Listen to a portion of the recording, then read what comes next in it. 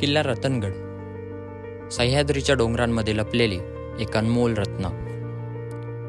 जितका हा गड सुंदर आहे तितकीच सुंदर आहे या गडाकडे जाण्याची गणेश दरवाजाची वाट. या वाटेकडून जात असताना सगळ्यात आधी आपल्याला यावे लागते रतनवाडी या गावात. आणि या गावामध्ये आणखी एक अनमोल गोष्ट आपल्याला बघायला मिळते, ती म्हणजे इथले अमृतेश्वर मंदिर. मानले जाते की हे मंदिर 1200 वर्षांपूर्वीचे किंवा त्या अधिक जुने आहे. या गावातच आणखी एक गोष्ट आहे, ती म्हणजे रतनगडाकडे जात असताना दिसणारी सुंदर अशी प्रवरा नदी. आणि याच नदीला अमृतवाणी नदीसुद्धा म्हणतात. तर आता हा जो ट्रेक आहे आमचा तो झाला आहे 12:30 वाजता सुरू. आणि मागच्या 2-3 महिन्या अगोदर सुद्धा मी इकडे आलो होतो, तेव्हा तो जो ट्रेक होता तो झाला होता 2:30 वाजता सुरू. तर गड चढायला आपल्याला किमान 2 ते 2.5 तास लागतात. आणि या दरम्यान काय झालं की यायच्या वेळेस आम्हाला अंधार पडला आणि मी आणि आमचा देवभाऊ किमान 3 वेळा तरी या जंगलात भटकलो. आणि आमच्या मोबाईलची चार्जिंग वगैरे पण संपलेली होती, फक्त त्याचा मोबाईल होता जो सुरू होता. आणि आम्ही कसंबसं त्या दिवशी खाली गावापर्यंत पोचलो.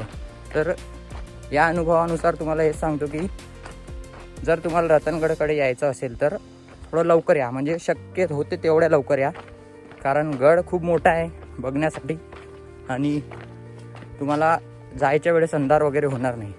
गडाकडे जात असताना मुख्यतः आपल्याला एक डोंगर ओलांडावा लागतो आणि यापुढची थोडीशी जंगलवाट ओलांडली की आपल्याला गडाच्या लोखंडी पायऱ्या बघायला मिळतात.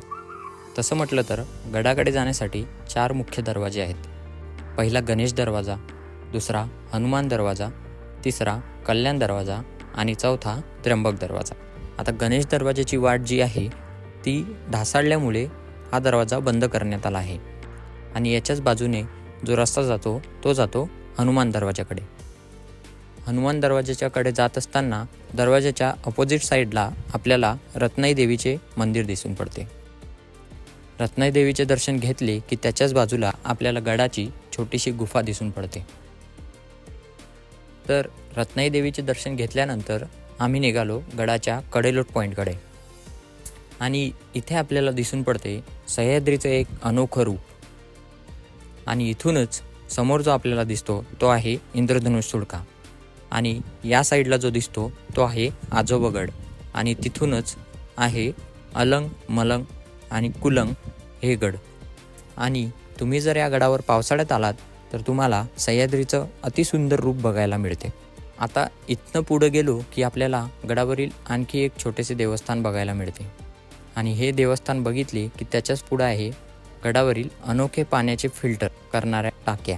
4 पाण्याचे टाके आपल्याला दिसून पडतात. 2 टाके वरच्या बाजूला आणि त्याच्याच खाली 2 टाके आपल्याला बघायला मिळतात. आता पाणी फिल्टर कसे व्हायचे तर पावसाचे पाणी वरच्या टाक्यांमध्ये जमा व्हायचे आणि त्यामध्ये साचलेला जो गाळ आहे तो वरच्या पाण्याच्या टाकीच्या तळाशी जाऊन बसायचा आणि वरचे जे स्वच्छ पाणी आहे ते या किनाऱ्यामार्फत दुसऱ्या टाकीमध्ये म्हणजेच खालच्या टाकीमध्ये येऊन साठवायचे. आणि टाकीच्या बाजूला आपल्याला जो हा गोलाकार दिसतो त्यावरून असे समजण्यात येते की या टाक्यांवर शेड सुद्धा टाकण्यात आला असावा, जेणेकरून वरचा कचरा सुद्धा या टाकीमध्ये पडू शकत नाही.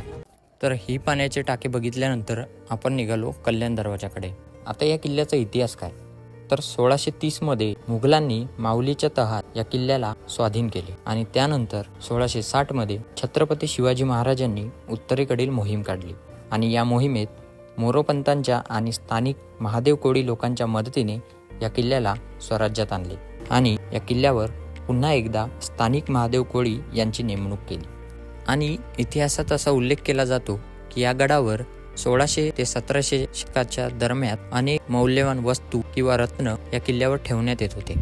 त्यानंतर 1800च्या काळात इंग्रजांनी या किल्ल्यावर ताबा केला आणि दारुगोळ्याने पूर्णतः किल्ला नष्ट केला. आणि या किल्ल्यावरूनच अमृतवाणी नदीचा उगम सुद्धा होतो. त्यानंतर आपण पोचलो किल्ल्याच्या कल्याण दरवाजाकडे. आता हा दरवाजा पूर्णतः ढासळलेल्या अवस्थेत आहे आणि या दरवाजाची वाट सुद्धा खूप अवघड आहे.